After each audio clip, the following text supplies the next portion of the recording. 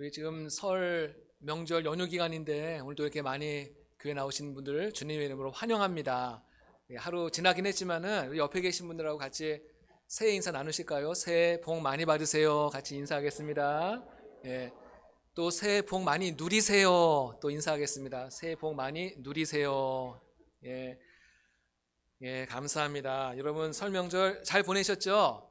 예, 설 명절 잘 끝났는데 이 설 명절 기간 되면은 우리 주부들이 굉장히 고생을 많이 한다고 그래요. 얼마 전에 뉴스를 보니까는 주부들의 가진 스트레스 가운데 60%가 전을 부치거나 제사 음식 만들거나 이것 때문에 엄청 스트레스를 받는다는 얘기를 하더라고요. 물론 남편분들도 또 장거리 운전하느라고 많이 피로하고 힘들 텐데 우리 서로 같이 고생 많았습니다. 수고했습니다. 이 말 한마디 해주면은 그 모든 피로가 다 말끔히 씻겨줄 줄로 믿습니다. 예, 서로 많이 격려하고 덕담 많이 나누시고 좋은 얘기 많이 하시고 모였을 때 너 장가 언제 가냐, 너 아이 언제 나냐 이런 거 묻지 마시고 이런 예민한 거 묻지 마시고 서로 좋은 말들 덕담들 많이 하셔서 웃음꽃이 피어나는 그런 가정 되시기를 간절히 소망합니다. 이게 많은 사람들은요 이 명품을 참 굉장히 좋아합니다. 여러분들 다 명품 갖고 계시죠? 명품 구두, 명품 가방, 명품 옷, 명품 화장품, 이 명품을 너무 좋아하는 거예요. 그래서 어떤 분은 집에서 기르는 애완견도 혈통이 있는 명품 애완견을 또 기르는 그런 가정도 있다고 하더라고요. 그 미국에서 굉장히 유명한 이 투자은행인 모건 스탠리라고 하는 이 은행에서 이제 보고서를 낸 적이 있었는데요. 한국 사람들이 이 명품 소비율이 세계 몇일까요? 세계 1위. 세계 1위라는 그런 통계를 발표한 적이 있습니다. 그래서 2022년 한 해 동안 한국인들이 이 명품을 그 소비한 금액이 어떻게 되냐면은 이제 168억 달러예요. 이거를 한국 돈으로 환산하면은 21조라고 하더라고요. 21조. 이게 좀 감이 안 오시죠? 이제 어떻게 하면 감이 오냐면은 이 21조라는 금액은 국민 전체가 1인당 평균 1인당 40만 원을 이 명품을 사는데 이제 할애했다는 거예요. 예. 그렇게 그만큼 한국 분들이 이렇게 명품을 선호한다. 이제 그런 얘기를 하는 건데 사람들이 명품을 왜 이렇게 선호하고 왜 이렇게 좋아할까요? 왜냐면 이 명품은 누구나 가질 수 있는 게 아니거든요. 소수의 몇 사람만이 가질 수 있다고 하는 어떤 그런 마음이 있기 때문에 모든 사람이 다 가질 수 있는 게 아니라 소수의 몇 사람만이 가질 수 있고 누릴 수 있다고 하는 그런 생각 때문에 명품을 굉장히 좋아한다는 거예요. 어떤 분은요 자신의 그 명품을 자기 자신의 정체성과 또 연관지어서 생각하는 분이 계시다고 해요. 그래서 내가 입고 있는 이 명품 옷이 바로 나다. 내가 타고 다니는 이 명품 차가 바로 나다. 그래서 내가 이 명품 옷을 입고 명품 차를 타고 다니면은 사람들이 나를 또 이에 걸맞게 대우를 해줄 것이다 하는 이제 어떤 그런 기대 심리 때문에 이렇게 명품을 구입을 한다는 거예요. 그래서 형편이 되는 사람이 구입하는 거에 누가 뭐라고 하겠어요. 근데 형편이 조금 부족한데도 어떻게 해서든지 빚을 내서라도 나는 반드시 명품을 사고야 말리라 이러면서 구입에 이제 혈안이 돼 있다는 거예요. 여러분 정말 내가 명품 옷을 입고 명품 구두를 신고 명품 가방을 들고 다니면은 정말 명품 인생이 되는 걸까요? 그럴 수만 있다면 얼마나 좋겠어요. 그렇지 않다는 거예요. 아무리 겉모습은 명품으로 다 도배를 한다 할지라도 그 마음과 그 인격이 이에 따라주지 않으면은 그 인생은 그저 허물만 겉모습만 명품으로 시장하고 또 더 좋은 명품만 쫓아다니는 그런 헛된 인생으로 이제 한평생을 마감하고 만다는 거예요. 우리가 진정으로 하나님이 기뻐하시는 명품 인생이 되기 위해서는 우리는 은혜를 받아야 될 줄로 믿습니다. 하나님의 은혜를 받아야지만이 정말 싸구려 같은 인생, 짝퉁 같은 인생도 하나님의 은혜를 받으면은 명품 인생으로 변화되는 거예요. 예, 정말 비천하고 정말 형편없는 사람들도 하나님의 은혜를 받으면은 정말 아름답고 복되고 존귀한 인생이 되는 줄로 믿으시기를 바랍니다. 어떤 죄인도 어떤 정말 저주로 가득한 인생이라 할지라도 정말 모든 사람들이 쓸모없고 무가치하다고 여기는 그 인생도 하나님의 은혜를 받으면서 그 인생이 새롭게 거듭나고 새로운 인생을 살게 되는 거거든요. 우리가 흔히 이런 말이 있더라고요. 사람은 고쳐 쓰는 게 아니다. 네, 사람의 타고난 이 본성은 절대 바뀌지 않기 때문에 아무리 계몽하고 훈계하고 아무리 가르쳐도 그 사람은 절대 바뀌지 않을 거기 때문에 그런 일은 다 쓸데없는 짓이다. 사람은 절대 바뀌지 않는다. 예, 저는 이 말에 절반은 동의하고 절반은 동의하지 않습니다. 사람은 정말 바뀌지 않더라고요. 저 자신을 봐도 잘 안 바뀌더라고요. 근데 사람이 바뀌는 경우가 있어요. 그 사람이 예수님을 영접하고 은혜에 깊이 들어가면은 그 영혼이 변화되고 거듭나고 새로워지고 바뀌게 되는 줄로 믿습니다. 요즘 저희가 수요 예배 시간에 마태복음 강해 말씀을 전하고 있는데 이제 지난 수요 예배 때 예수님의 족보에 등장하는 여인들에 대해서 말씀을 나눴어요. 다말이라든지 또 기생 라합, 또 룻, 또 바세바 이런 여인들에 대해서 함께 같이 생각하면서 저도 말씀을 준비하면서 제가 참 은혜를 많이 받았는데 이런 여인들의 공통점이 이방인이었고 또 그들의 삶에 참 굉장히 많은 문제와 어려움이 있었다는 거예요. 정말 차마 입에 담기도 민망하고 부끄러운 참 그런 참 형편없는 그런 여인들이었는데 이 여인들이 정말 은혜를 입으니까는 그들의 인생이 변화되고 존귀해지고 무엇보다도 그 만왕의 왕이신 예수 그리스도의 족보에 그 이름이 당당하게 올라가는 영광스러운 이름으로 변하고 말았다는 것입니다. 기독교는 우리를 명품 인생으로 변화시켜주는 종교예요. 예수님을 만난 수많은 사람들이 있습니다. 삭개오라든지 거지 바디메오라든지 우물가의 여인이라든지 막달라 마리아라든지 예수님의 옷자락을 꼭 붙잡았던 혈루증 걸린 여인이라든지 이 모든 인생들도 정말 비참하고 어려운 인생이었지만은 그들이 예수님을 만나고 난 뒤에 그들의 삶이 변화되고 새로워지고 명품 인생으로 바뀌었다는 거예요. 이 사도 바울은 얼마나 예수님을 미워하고 증오하고 예수 믿는 성도들을 막 핍박하려고 다 잡아 가두고 죽이려고 막 아주 혈안이 돼가지고 막 다메섹 도상으로 달려가다가 정말 그 밝은 빛 가운데 찾아오신 부활하신 예수 그리스도 그분을 만난 뒤에 그의 인생이 180도 바뀌어졌죠. 그래서 예수님을 핍박하던 이 사도 바울이 나중에는 예수님을 증거하는 사람으로 변화되었어요. 그래서 고린도전서 15장 10절에 뭐라고 자신을 고백하냐면은 나의 나된 것은 하나님의 은혜로 된 것이라. 아멘. 나의 나된 것은 하나님의 은혜로 된 것이다. 내 노력과 내 어떤 자아의 실현으로 된 것이 아니라 오직 하나님의 은혜로 나의 나된 것은 하나님의 은혜로 된 것이다 고백했다는 것입니다. 우리 한국에 우리 초창기에 많은 선교사님들이 오셔서 복음을 전했습니다. 미국과 캐나다, 호주 수많은 나라에서 정말 우리 정말 가난하고 정말 비천한 이 나라에 오셔서 우리 수많은 선교사님들이 복음을 전했잖아요. 근데 선교사님들이 복음만 전한 것이 아니라 이제 계몽에도 굉장히 이제 많은 활동을 했습니다. 그래서 병원도 세우고 학교도 세우면서 정말 이 비참한 나라를 어떻게든 일으켜 보려고 굉장히 수고하고 애를 많이 썼거든요. 특별히 선교사님들은 어떤 신분의 차이를 초월해서 그래서 정말 그 비천한 자들에게도 다 낮아져서 그들에게도 복음 전하고 주님의 사랑을 전했는데요. 여러분 그 한국에서 가장 비천한 직업이 뭔지 아십니까? 백정이라는 직업. 백정 들어보셨나요? 백정? 백정이 뭐 하는 직업이에요? 소 잡는 직업. 그러니까 가장 아주 비천하고 인간 취급도 받지 못하는 직업이 바로 백정이었거든요. 근데 백정 가운데 박성춘이라는 사람이 있었어요. 근데 이분이 장티푸스에 걸려가지고 사경을 막 헤매고 있었는데 이제 의사 출신의 선교사님 에비슨이라고 하는 선교사님이 이분을 정말 지극정성으로 간호하고 또 약을 먹이고 그래서 이분이 이제 다시금 건강을 회복했어요. 근데 박성춘이 생각할 때 정말 사람들에게 무시당하고 인간 대접도 못 받는 나를 저 서양 선교사님 와가지고 이렇게 지극정성으로 나를 보살펴 주니까 너무 마음에 감동을 받은 거예요. 어떻게 나 같은 사람을 이렇게 선교사님께서 나를 이렇게 위해서 치료해 주셨을까? 나를 왜 이렇게 내가 뭔데 이렇게 지극정성 나를 돌봐줬을까? 너무 마음에 감동이 됐어요. 그래서 자신의 아들 박서영이라고 하는 자신의 아들을 이 예비슨 선교사님에게 데려가서 이 아들을 좀 사랑구실할 수 있도록 좀 이 아들이 길을 열어달라고 이 아들을 맡겼어요. 예, 이 백정의 아들을 이 선교사님께 맡긴 거예요. 처음에는 굉장히 좀 난처하고 곤란했지만은 그래도 많은 노력과 각고의 또 노력 끝에 이분이, 이 박서양 군이 나중에는 의사가 됐어요.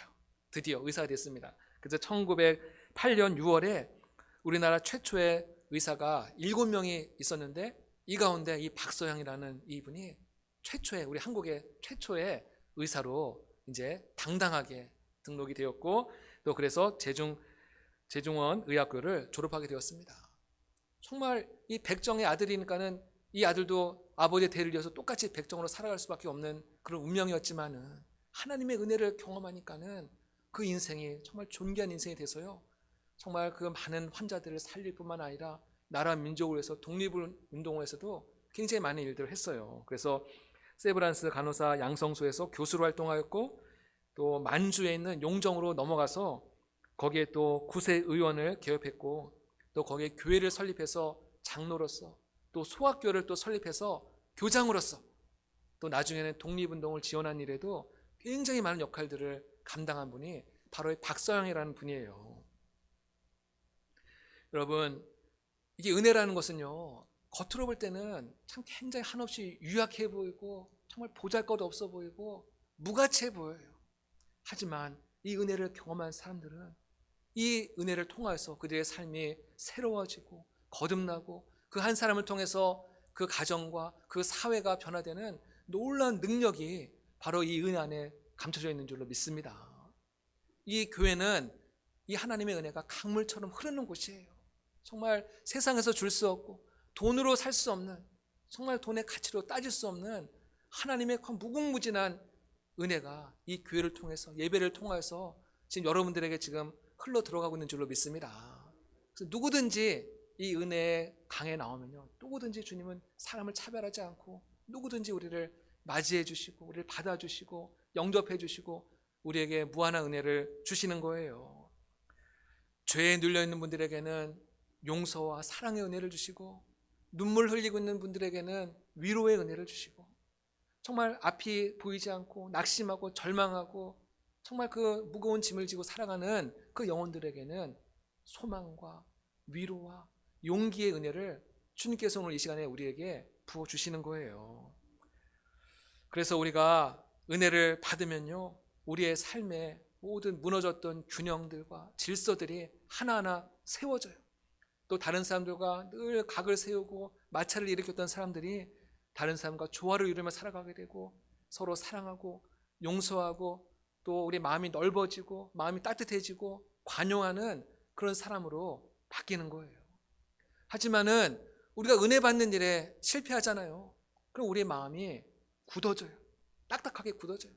여러분, 여름에 비가 오지 않으면은 저수지에 물이 다 말라버리면요, 그 땅이 막 드러나잖아요. 막 그 퍽퍽한 그 땅이 드러나는 것처럼 우리의 은혜의 저수지에 하나님의 은혜가 가득 채워지지 않으면은 우리의 그 마음에 있는 민낯이 드러나는 거예요. 우리의 정말 그 인간의 정욕과 혈기와 이런 것들이 막 드러나고 다른 사람들과 자꾸 사소한 일 마찰을 일으키게 되고 갈등하게 되고, 정말 그 우리의 마음에 있는 용광로 같은 이 막 육신의 정욕들이 막 팔팔 끓어오르는 거예요. 이것들을 또 잘 진정시키고 무마시키는 건요, 우리가 정말 예배 시간에 나와서 하나님의 은혜를 받는 길인 줄로 믿습니다. 그래서 우리가 예배 시간에 은혜 받는 일에 절대로 우리가 밀리거나 실패하지 않도록 우리가 예배 시간에 좀 더 일찍 나와서 기도로 예배를 준비하고 찬송하고 말씀 듣고 기도할 때 하나님께서 우리 가운데 찾아오시고 필요한 은혜를 주신 줄로 믿습니다. 오늘 말씀에 보면요, 때를 따라 돕는 은혜라고 표현하고 있어요. 때를 따라 돕는 은혜. 하나님께서 때에 맞는 은혜를 적절할 때 우리에게 주신다는 거예요. 그래서 신명기 11장 14절에 보면 이런 말씀이 있습니다. 여호와께서 너희의 땅에 이른 비 늦은 비를 적당한 때에 내리시리니 너희가 곡식과 포도주와 기름을 얻을 것이다 말씀하세요. 하나님께서 이른 비의 축복, 늦은 비의 축복을 우리 때에 맞게 주신다는 거예요. 여러분, 오늘날 얼마나 지금 과학 문명이 이렇게 발달했지만은 이 비를 인간의 힘으로 이거를 뭐 통제하거나 조종할 수가 없어요. 엄청난 막 미국에서 때로 막 허리케인이라든지 엄청난 폭풍이 와도 이 사람이 이거를 어떻게 조종할 수가 없어요. 또 막 모든 땅이 막 가물고 막 산불이 나고 그래도 근데 비 한 번만 오면 이게 다 꺼질 텐데 그 인간의 어떤 능력으로 이걸 도저히 어떻게 감당이 안 되는 거예요. 그래서 이 비는 전적인 하나님의 권한이고 하나님의 손에 달려있는 것이거든요. 은혜도 마찬가지. 은혜도 막 내가 노력한다고 애쓴다고 되는 것이 아니라 하나님께서 마음의 문을 여시고 우리의 은혜를 주셔야지만이 우리에게 이른 비의 축복과 늦은 비의 축복을 하나님께서 적당할 때 적절하게 주시는 거예요. 예, 비가 와야 될 때 비가 오지 않으면 가물잖아요. 또 비가 오지 말아야 되는데 갑자기 또 막 태풍이 불러오면요, 1년 동안 열심히 수고하고 땀 흘리고 애쓴 그 모든 수고가 헛되잖아요. 그래서 적당한 때 적당한 은혜를 주시는 것, 이것이 바로 하나님의 은혜인 줄로 믿습니다. 제가 오늘 이 말씀을 준비하면서 이 본문 말씀을 이제 참고하는 이제 주석책을 함께 읽었는데 거기에 이런 표현이 있더라고요. 한번 들어보세요.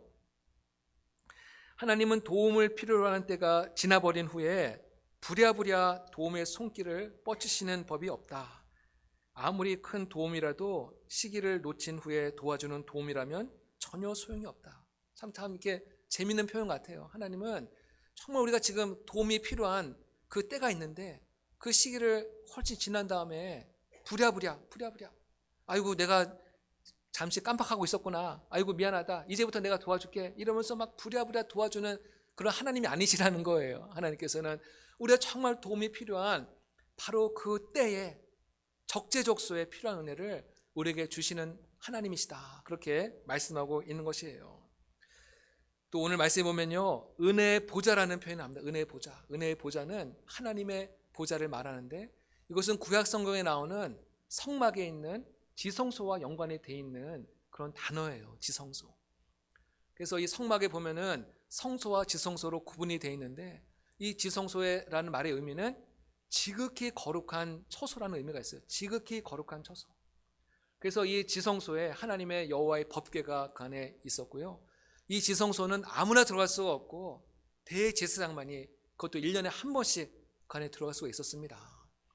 여러분, 이 대제사장이라고 하면요, 그 모든 제사장 중에 가장 으뜸이고 가장 믿음이 좋은 분 아니겠어요? 근데 이렇게 믿음이 좋은 대제사장이라 할지라도 지성소에 정말 들어갔을 때 그의 마음이, 그의 몸이 성결하지 않으면요, 거기서 일을 보다가 죽는 경우도 있었다는 거예요. 예, 하나님의 지극히 거룩한 처소이기 때문에 어떤 죄가 조금이라도 있으면은 그 안에서 일을 보다가 죽는 거예요. 그러니까 대제사장이 그 지성소에 들어갈 때 얼마나 그 마음이 두렵고 얼마나 떨리겠어요. 내가 여기 지금 들어가는데 내가 살아나올 수 있을까? 그런 두려운 마음으로 들어갔겠죠. 여러분, 가장 믿음이 좋은 대제사장도 그 안에 조그만 흠이 있으면은 죽고 마는데 일반 성도라고 한다면요, 어떻게 감히 지성소에 들어갈 수가 있겠습니까? 엄두도 못 내죠. 여러분, 근데 여기 복음이 있습니다. 예수님께서 십자가에 달려 돌아가시는 바로 그 순간에 이 성막의 성소와 지성소를 가로막고 있었던 휘장이 완전히 찢어졌다는 거예요. 완전히 찢어졌다는 거예요. 이제 율법의 시대는 끝이 나고 은혜의 시대가 시작되었다. 이것을 하나님께서 우리에게 선포하신 사건인 줄로 믿습니다. 이전에는 대제사장만 1년에 한 번 정말 떨리는 마음으로 그 지성소에 들어갔는데 이제는 예수님의 그 보혈의 공로를 힘입어서 누구든지 언제든지 하나님의 그 보좌 앞에 담대히 나아갈 수 있는 길이 열린 거예요. 그래서 오늘 우리가 살아가는 이 시대를 은혜의 시대다라고 그렇게 말씀하는 것입니다. 우리 히브리서 10장 19절을 보면요, 이런 말씀이 있어요. 한번 같이 한번 읽어보실까요? 히브리서 10장 19절 시작. 그러므로 형제들아, 우리가 예수의 피를 힘입어 성소에 들어갈 담력을 얻었나니.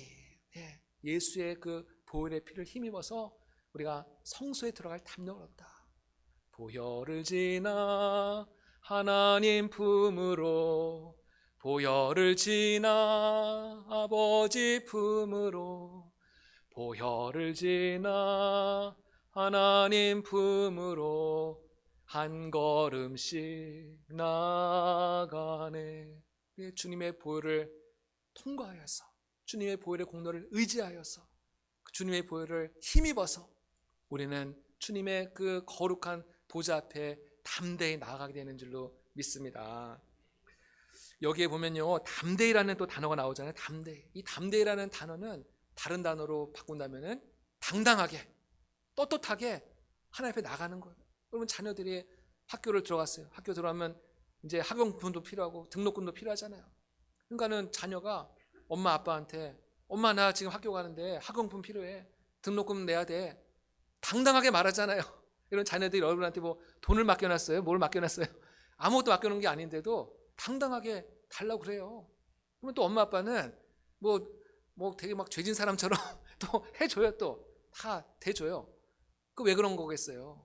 자녀니까, 내 자녀니까, 내 아들이고 내 딸이니까는 자녀가 원하는 걸 다 들어주는 거잖아요.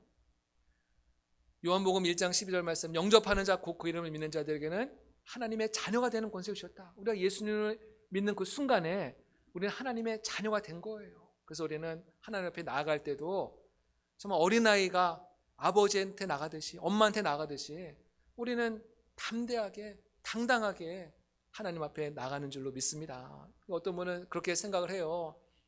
아이고, 내가 어떻게 뻔뻔하게 내가 어떻게 하나님 앞에 나가? 벼룩도 낯짝이 있지 그러면서요, 하나님 앞에 나가는 거를 굉장히 주저하고 머뭇거리고 그래요. 근데 여러분, 우리가 아셔야 될 것이 있습니다.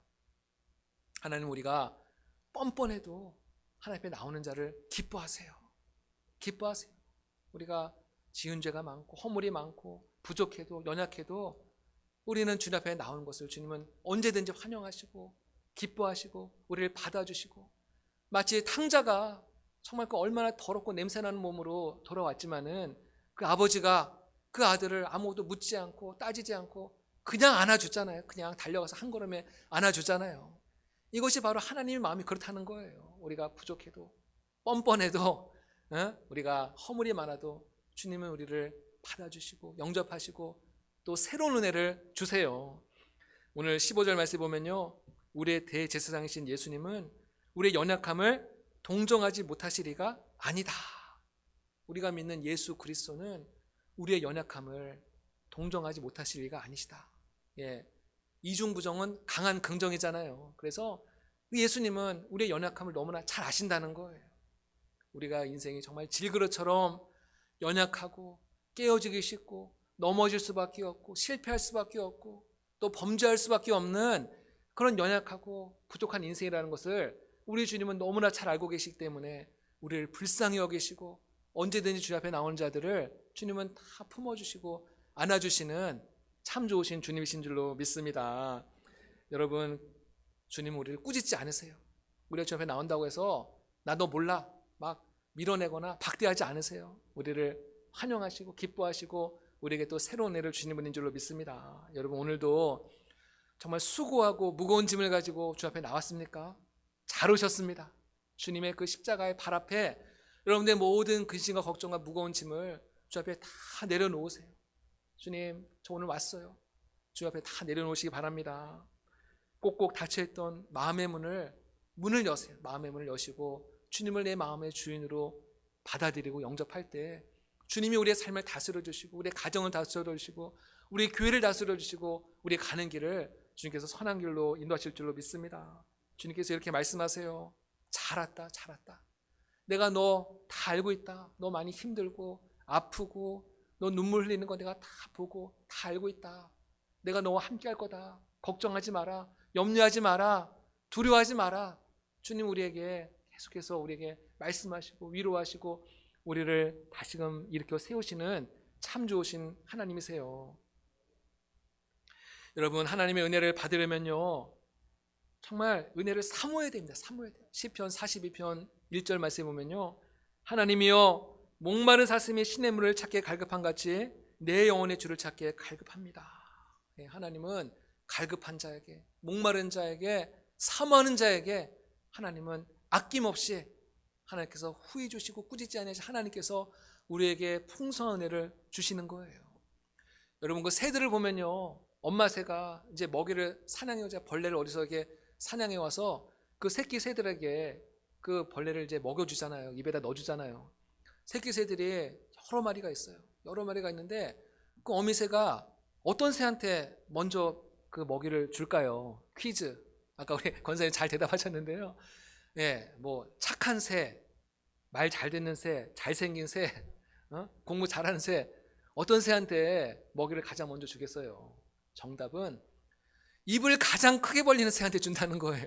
그 많은 새들 가운데서 입을 가장 크게 벌리는 새한테. 입을 가장 크게 벌린다는 거는 내가 지금 제일 배고파, 나한테 먼저 줘, 이렇게 막 엄마한테 막 떼를 쓰는 거잖아요. 그 새도, 하다못해 새도 그 자기 새가 입을 크게 벌릴 때 그 먹이를 주는 것처럼 하나님도 하나님 앞에 정말 목마른 마음으로, 사모하는 마음으로, 간절한 마음으로, 하나님 나에게 은혜를 주세요, 하나님 나에게 은혜를 주세요, 은혜를 간구하는 자에게 하나님께서는 정말 아낌없이 후하게 우리에게 은혜를 주시는 하나님이세요. 2년 전에 돌아가신 이 시대 최고의 지성이라고 알려진 이어령 박사님 아시죠? 이어령 박사님이 쓴 책이 있는데 우물을 파는 사람이라는 책이 있어요. 이 책에서 이어령 박사님은 자신은 평생을 우물을 파는 사람이었다라고 소개하면서 이제 다음과 같은 글을 남겼습니다. 명예를 달라면서 글을 썼더니 명예가 생겼고, 돈을 벌려고 애를 쓰니까 돈이 생겼다. 또 병 때문에 병원에 다니니까 병이 나았다. 그런데 어느 날 너무 외로워서 극장 가서 영화를 보고 좋아하는 글을 봐도 마음은 채워지지 않고 이 세상에 나 혼자구나 라고 느껴졌다. 절대 고독을 느꼈다는 거예요. 이런 절대 고독을 느낄 때, 즉 영혼이 가랄 때, 목마를 때, 수돗물이든 일곱수든 이곱수든 보통 물로는 채울 수 없는 갈증을 느낄 때 어디로 가는가? 이 목마름 때문에 오랜 세월 동안을 굉장히 방황하고, 겉으로 볼 때는 정말 위대한 학자고 최고의 석학이었지만요, 그러지만은 그 마음은 늘 목마르고 허전하고 그 목마름을 채울 그 무언가를 계속 찾고 다녔다는 거예요. 그런데 나중에 고백하기를 이 목마름은 창조주 하나님을 향한 목마름이었다, 그렇게 고백을 했다는 것입니다. 그리고 나중에 참된 생수가 되신 예수님을 자신의 구조로 영접을 하고 세례를 받으면서 그 모든 목마름의 문제가 해결이 되고 그의 삶에 정말 말할 수 없는 위로와 평강을 맛보았노라고 그렇게 고백을 했다는 것입니다. 이 세상에서 그 무엇으로도 채울 수 없는 목마름, 갈증, 허전한 마음, 오직 하나님만이 채우실 수 있는 줄로 믿습니다. 오늘 예배 시간을 통해서 정말 그 은혜가 여러분들의 마음 정말 깊은 곳까지 스며들게 되기를 주님의 이름으로 축복합니다. 다윗은요, 성경에서 가장 큰 은혜를 입은 사람입니다. 저는 개인적으로 그렇게 생각합니다. 성경에서 가장 큰 은혜를 입은 사람을 꼽으라고 한다면 저는 다윗을 들 것 같아요. 이 다윗은 그의 인생의 중요한 순간마다 하나님께 은혜를 베풀어 달라고 정말 간절하게 기도했습니다. 그가 쓴 시편이 이제 시편의 거의 절반 이상이 다윗이 쓴 시잖아요. 근데 그 시를 보면요, 굉장히 여러 곳의 시편에서 나에게 은혜를 베푸소서라는 그런 표현을 계속 하더라고요. 시편 9편 13절에 보면요, 여호와여 내게 은혜를 베푸소서 기도해요. 또 시편 51편은 다윗이 밧세바를 범한 뒤에 나중에 참회의 기도를 하나님 앞에 올려드리잖아요. 51편 1절에 이렇게 하나님 앞에 기도합니다. 하나님이여 주의 인자를 따라 내게 은혜를 베푸시며, 하나님 내가 잘못했습니다. 하나님 나를 불쌍히 여기시고 나에게 은혜를 주세요. 참회 기도를 드릴 때도 은혜를 달라고 기도하더라는 거예요. 그런가 하면 시편 57편은 다윗이 사울왕을 피해서 그가 굴에 있을 때, 동굴에서 도망자 신세로 살아갈 때 그때 또 지은 시거든요. 근데 거기서도 또 은혜를 달라고 기도해요. 하나님이여 내게 은혜를 베푸소서, 내게 은혜를 베푸소서.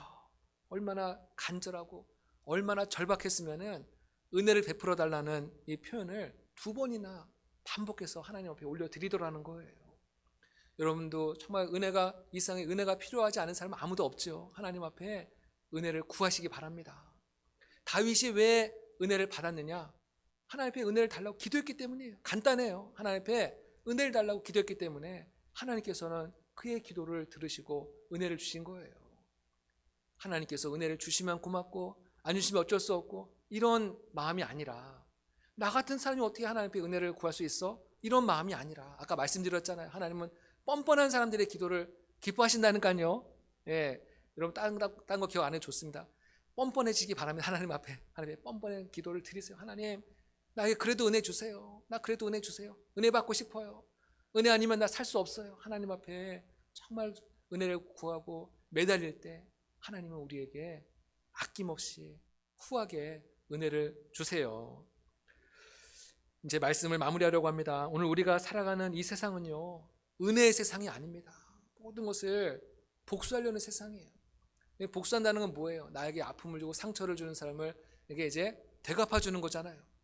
근데 내가 받은 만큼만 대갚아 주면 그나마 다행인데, 내가 5의 상처를 받았으면요, 10배, 100배, 1000배로 아주 그냥 잔인하게 대갚아 주는 그런 시대가 되고 말았어요. 너무나도 잔인하고 너무나도 살벌한 세상이 되었습니다. 여러분, 요즘 드라마라든지 영화를 보더라도 다 어떤 복수에 대한 주제를 가지고 영화를 만드는 일들이 많이 있거든요. 제가 몇 년 전에 넷플릭스에서 일을 했던 더 글로리라는 드라마 혹시 보셨나요?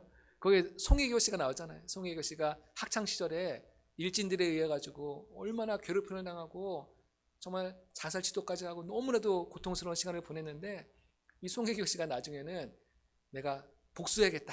그래서 막 아주 일을 갈고 열심히 공부하고 열심히 일을 해가지고 나중에 이제 학교 선생님이 되잖아요. 그래서 자신을 괴롭혔던 그 일진들을 한 사람 한 사람 찾아가서 아주 그냥 복수를 하더라고요. 근데 저는 그걸 보면서 저도 마음이 참 통쾌하더라고요. 이상하게 그런 마음을 가지면 안 되는데 그런 마음을 갖게 되더라고요. 그래서 정말 우리 이 시대가 어떤 은혜의 시대가 아니라 정말 모든 것을 막 복수하고 보복하고 정의를 실현하고 이런 시대가 되고 말았구나, 이런 생각을 좀 가져봤습니다. 디모데후서 3장에 보면요, 말세에 고통하는 때가 이르게 되는데 사람들이 어떤 모습으로 살아가야 될지를 예언하는 내용이 나옵니다. 거기 보면은 사람들이 무정하고 원통함을 풀지 않고 모함하며 절제하지 못하며 사나우며 선한 것을 좋아하지 않고 배신하며 조급하며 자만하며 쾌락 사랑하기를 하나님 사랑하는 것보다 더하는 세상이 될 것이다. 근데 이게 벌써 2000년 전에 사도 바울이 쓴 서신이잖아요. 근데 오늘 우리가 살아가는 이 모습과 너무나도 똑같지 않아요. 사람이 무정하고 또 교만하고 정말 원통함 풀지 않고 배신하고 쾌락을 더 사랑하는 그런 시대로 우리는 지금 살아가고 있어요. 어디를 봐도 정말 이렇게 은혜의 모습을 찾아보기 힘든 세상 속에 우리는 살아가고 있습니다. 우리가 그동안은 비정상이라고 생각했던 것이 정상으로 막 지금 둔갑되는 세상에도 살아가고 있어요. 우리는 이런 시대를 혼란하고 복잡하고 어려운 시대를 살아가는 이 가운데서 우리에게 정말 필요한 것은 역시 은혜인 줄로 믿습니다. 우리가 하루하루 광야 같은 세상, 수많은 사건, 사고, 환란과 재난과 어려움이 가득한 세상에서 어떻게 우리가 맨정신으로 살아갈 수 있겠습니까? 하나님 앞에 은혜를 구하시기 바랍니다. 하나님, 오늘 하루도 정말 하나님의 은혜로 살아갈 수 있도록 도와주시옵소서. 우리는 늘 하나님의 은혜를 구하며 살아가야 돼요. 그럴 때 하나님께서 우리 한 사람 한 사람들 하루의 삶을 하나님이 그날에 필요한 은혜를 채워주시고 또 하루를 살아낼 수 있는 용기와 희망과 또 능력과 새 힘을 주시고 우리랑 끝까지 믿음의 길 걸어갈 수 있도록 함께 하실 줄로 믿습니다. 그런 은혜로 승리하시는 저 여러분 되시기를 주님의 이름으로 축복합니다. 기도하겠습니다. 하나님 아버지, 때를 따라 돕는 은혜를 얻기 위하여 은혜의 보좌 앞에 나온 주의 백성들을 사랑하여 주시고 우리 모든 성도들의 삶 속에 하나님의 은혜가 강물처럼 흘러들어가게 하여 주시오며 하나님을 인해서 기뻐하며 감사하며 소망이 넘치는 삶을 살아갈 수 있도록 축복하여 주시옵소서. 감사하고 예수님의 이름으로 기도드립니다. 아멘.